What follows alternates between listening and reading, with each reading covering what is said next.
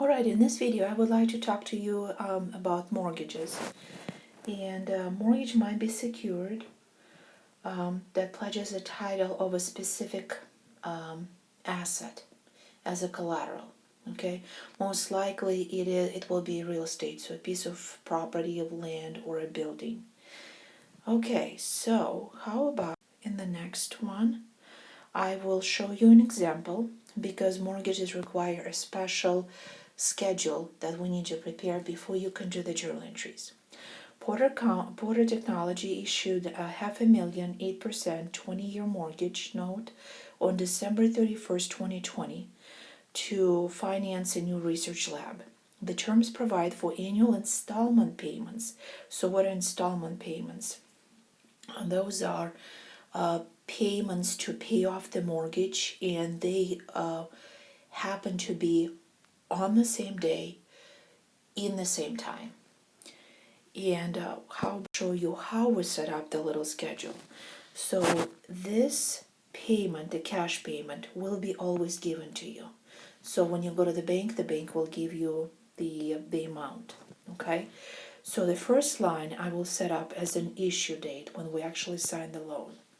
And all the way up here I will put the amount, and it looks like the first payment will be in a period of time, so it could be a monthly maybe. That's why they put the period 1, 2, 3, etc.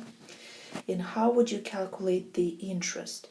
Interest is set up in the same way like you would be doing regular interest expense. So interest is outstanding amount times rate, which is 8%, times time. So it will be 500,000 times 8%. 40,000 is your interest. Okay, the remaining amount out of your payment is actually applicable to a principal payment. Okay, so gradually you will be paying interest and you will be paying down the principal. The bank will not be waiting for 10, 15, 30 years for you to pay your 500,000 as a lump sum. So you will gradually pay it down. Okay, so as a result, after the first payment, you will have 500,000 minus 10,926, or $489,074 outstanding. What about the second payment? So again, cash payment is the same, but look what the amount of interest is now. We will take now outstanding balance times 8% again, times 1, because we have one period, and this is percentage per period, so will be 39,126. So 50,000 minus this amount, so column A minus column B, will give you 11,800. Okay, I might even be able to draw it out for you. So it is always set as cash payment minus interest will give you a reduction in principal, and then you will take outstanding principal minus 11,800. It will give you the new outstanding balance. Then again, take the outstanding balance, multiply it by interest. Interest rate. It will give you interest expense, and times 1, because again one period. Cash payment 50,926 minus interest expense will be reduction in principal, etc., until we ran all the way to 0. Okay, to cut the next line, so we've got a couple of lines to be able to record our amounts and what they would look like. In this case, I will have on December 31st, when I signed the note, so that was your issue date, I will debit cash and credit mortgage payable for the full amount. Then December 31st, so in a year, so it must have been, depending if the payment will be done right away or in a year. So in this case, if it's interest expense, it must have been 1 year later, December 31st. So I will apply interest expense, this amount that I calculated, okay? And I'm already paying off a little bit of mortgage, this amount from here. And my cash payment is always consistent at $50,926.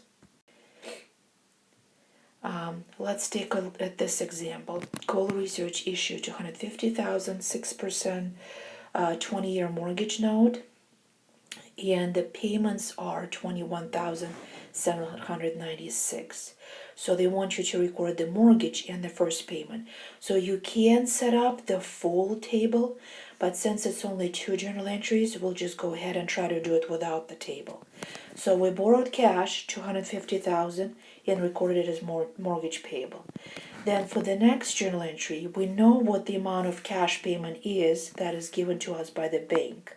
Okay, you will always take your outstanding amount.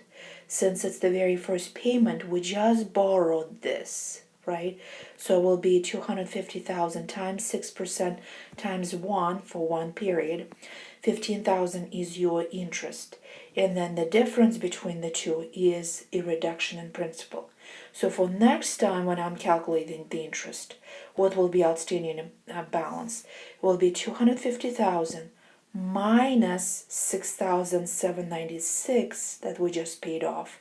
That will be your new outstanding balance that you will multiply by 6%, etc. So repeating the same thing over and over again. So how do we report long-term liabilities? You've seen that already in several examples. So here is a partial balance sheet for long-term liabilities, and in this case we have a bond payable 10% due in 2025, and we have a discount in the bond. That's why it's subtracted. Remember, it's a valuation account. Carrying value is $920,000. If you have a premium will be added to bond payable amount. Then mortgage payable at 11%, secured by plan assets. So you have to disclose which collateral is pledged.